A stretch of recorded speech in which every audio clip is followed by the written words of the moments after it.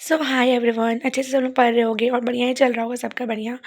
अब तो भाई नीट तो बहुत ही पास है। It is few days now from now, मतलब 39 to 38 डेज बचे हैं हमारे पास एग्ज़ाम में। एंड बहुत ही कम दिन बचा है, मैं तो बोल सकती हूँ एग्ज़ाम के अंदर, because exam is too much near right now. ठीक है, अब हमारे पास लाइक बहुत ही ज़्यादा करने का तो बहुत कुछ है, बट टाइम बहुत कम है, टू बी वेरी ऑनेस्ट। ठीक है, जैसे कि एक मिनट को दिखाते हैं। ये देखो, जैसे ये टेस्ट है, मेरा टेस्ट का शेड्यूल है। एंड ये देखो, मेरे पास माइनर टेस्ट का शेड्यूल है, मैंने खुद से बनाया है। मतलब ऑफ कोर्स मैंने बताया था ना, मैंने टेस्ट सीरीज ली थी वोलन की, है ना। तो वही वाला टेस्ट सीरीज है। एंड मैंने खुद से मतलब इसे प्लान किया था कि इसे ऐसे देना है, ऐसे देना है। ऐसा किसी ने बताया नहीं है। और मैंने इसके पहले भी 2 टेस्ट दिए हैं, मैंने वो लिखे नहीं है। एंड मेरा उसका स्कोर था, एक मेरा स्कोर आया था 508। ठीक है, और दूसरे वाले का स्कोर आया था मेरे पास 535। हाँ, 535, और इसका स्कोर है, दिख ही रहा होगा, 525। ठीक है, इसके इतने चैप्टर सिलेबस में आ रहे थे, यही सारे चैप्टर्स आ रहे थे, दिख भी रहा होगा।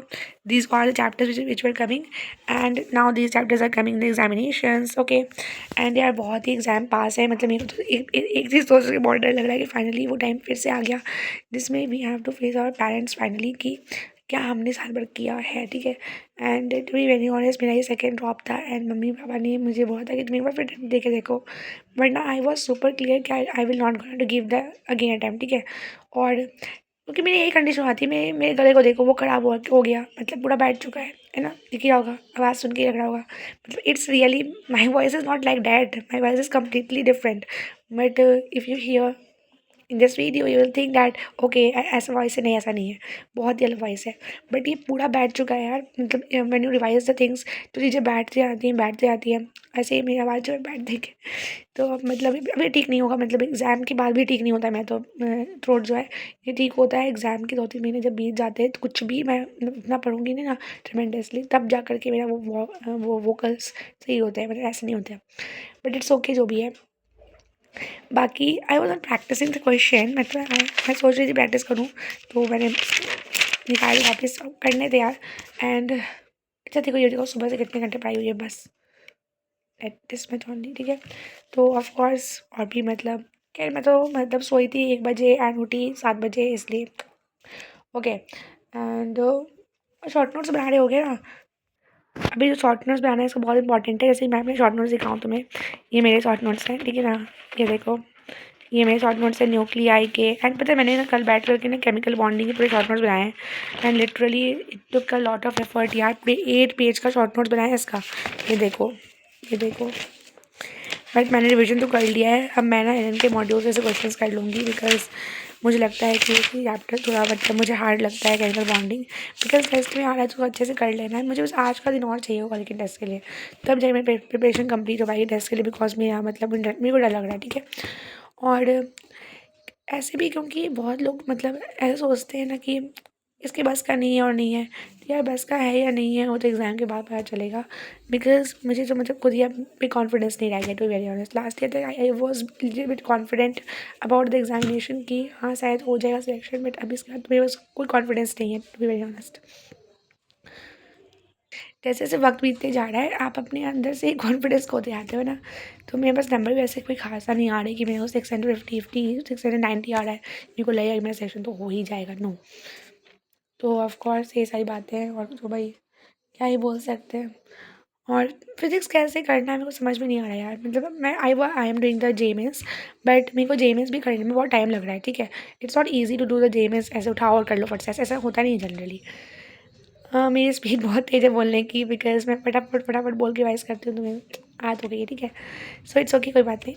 सो एक चीज़ और मुझे बोलना था, मैं भूल गई यार, क्या बोलना था। हाँ, कि फुल सिलेबस कब से देना चाहिए, मुझे कुछ समझ में नहीं आ रहा है कि फुल सिलेबस दे तो दे कब से। ठीक है, तो मैंने सोचा है कि I will be giving the full syllabus from the 7 April. ठीक है, 7-8 अप्रैल के आसपास I will be giving the full syllabus mock test. ठीक है, एंड मैं पहले एलन के मॉक टेस्ट ही दूँगी, मतलब मुझे एलन मेरे पास बहुत सारे टेस्ट पड़े हुए हैं यार, बट देखते हैं क्या करते हैं। और बस पढ़ना है, पढ़ते रहना है। और अब तो लास्ट टाइम पे कमज़ोर पढ़ने का मतलब नहीं बनता है। अब गला बैठ जाए, कुछ भी हो जाए, पढ़ते रहो पढ़ते रहो पढ़ते रहो। बिकॉज लास्ट टाइम में आप कोई सब लोग पढ़ रहे हैं ना, हर कोई पढ़ रहा है, तो आप जो लोग पहले से पढ़ रहे हो, आप लोग कैसे हल्के पढ़ सकते हो? It's impossible. अगर आप अभी हल्के पढ़ जाओगे तो जो लोग आपसे पीछे थे वो भी आगे हो जाएंगे। Please don't do this mistake.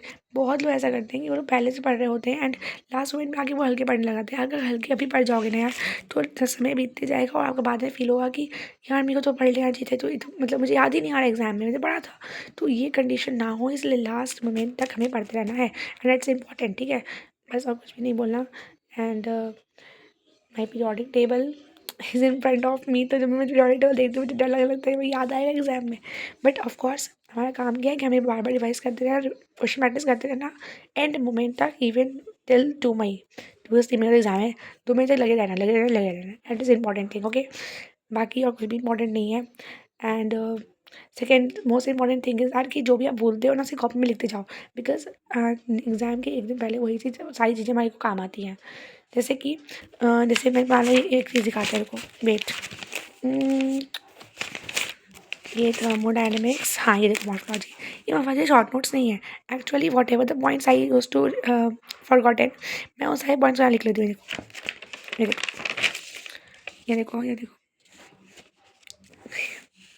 एक तो पता नहीं मेरी इंग्लिश सुन के तुम्हें बिलीव नहीं होगा, मेरी इंग्लिश इतनी अच्छी थी, I used to speak so fluent English, okay. And because of the need preparation my English literally degraded too much.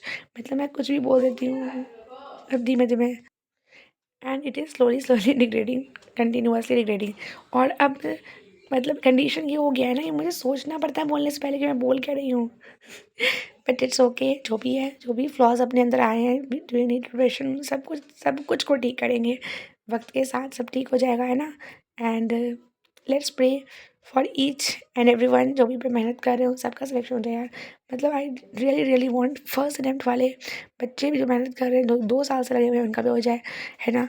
और जो ड्रॉपर्स लिटरली यार, मतलब ड्रॉपर्स के बारे में क्या ही बोलूँ, शब्द नहीं है मेरे पास, मैं खुद वही हूँ एंड क्या ही कंडीशन होती है वो तो। हाँ, I can totally relate because I am second dropper, ठीक है। So best of luck everyone and CUET भी देना है हमें, है ना।